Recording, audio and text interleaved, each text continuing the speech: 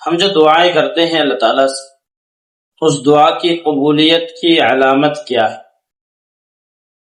پڑوسی ملکوں کے ایک بڑے بزرگ اللہ والے گزرے ہیں، حضرت پھول پوری رحمۃ اللہ علیہ، ہمارے اکابرین کے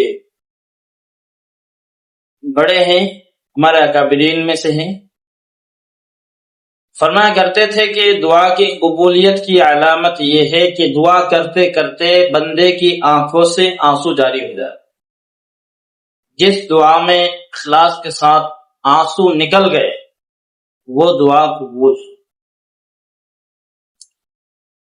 حضرت پھول پوری رحمۃ اللہ علیہ جب دعا کرتے تھے کوئی آنسو ان کی آنکھوں سے نکل جاتا تو اس کو آنکھوں پر اور پورے چہرے پر مل لیا کرتے۔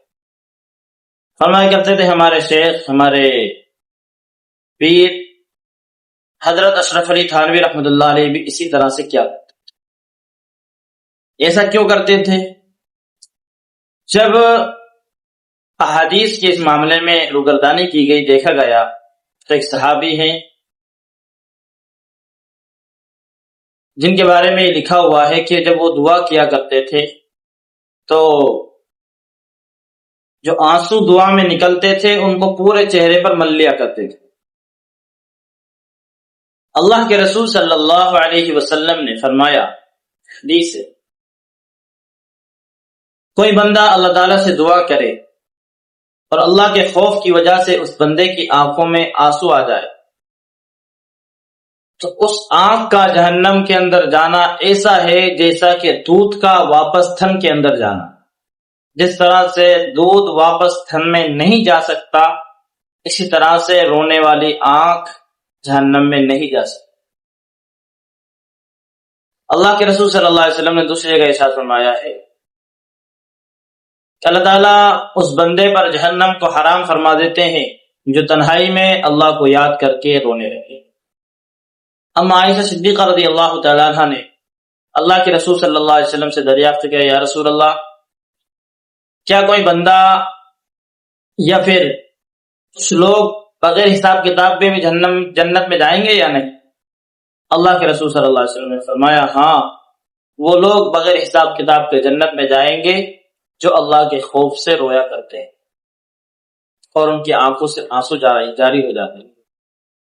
کل قیامت کے دن کی ہولناکیوں سے جن لوگوں کو بچایا جائے گا اور وہ عرش کے سائے میں ہوں، ان میں ایک شخص وہ ہوگا جو تنہائی میں اللہ کو یاد کرے اور اسی میں اللہ کو یاد کرنے میں یا اللہ کے خوف سے تنہائی میں اس کی آنکھوں سے آنسو جاری ہو جائے۔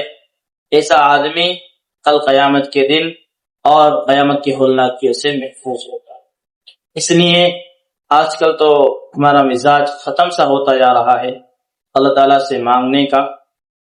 پہلے بزرگوں کی عادت تھی، اللہ تعالیٰ سے مانگا کرتے تھے، دعا کیا کرتے تھے۔ دھیرے دھیرے جیسے دنیا کے اسباب زیادہ ہوتے جا رہے ہیں، مانگنے کا مزاج ختم ہوتا جا رہا ہے۔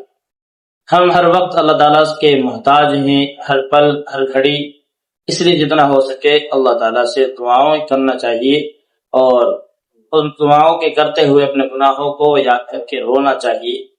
اور رونے کا مقام ہے بھی صحیح کہ ہم کتنا ہی کچھ کر لیں پھر بھی رب جیسا چاہتا ہے ویسا ہم رب کی عبادت نہیں کر سکتے۔ اللہ کے رسول صلی اللہ علیہ وسلم کے پیروں پر ورم آ جایا کرتے تھے، آنکھیں سوج جایا کرتی تھی عبادت کرتے کرتے، پھر فرمایا کرتے تھے ما عبدناک حق عبادک، اے اللہ جیسی تیری عبادت کا حق ہے ویسی نہیں کر سکا۔ اس پر بھی رویا کرتے اور ہم کچھ نہ کرتے ہوئے بھی روتے ہیں۔ ہمارے بزرگ اور اکابرین اور اللہ والے جو بھی گزرے ہیں پہلے، وہ بہت کچھ کر کے بھی رویا کرتے۔ اس لیے فکر کی ضرورت ہے، سوچنے کی ضرورت ہے۔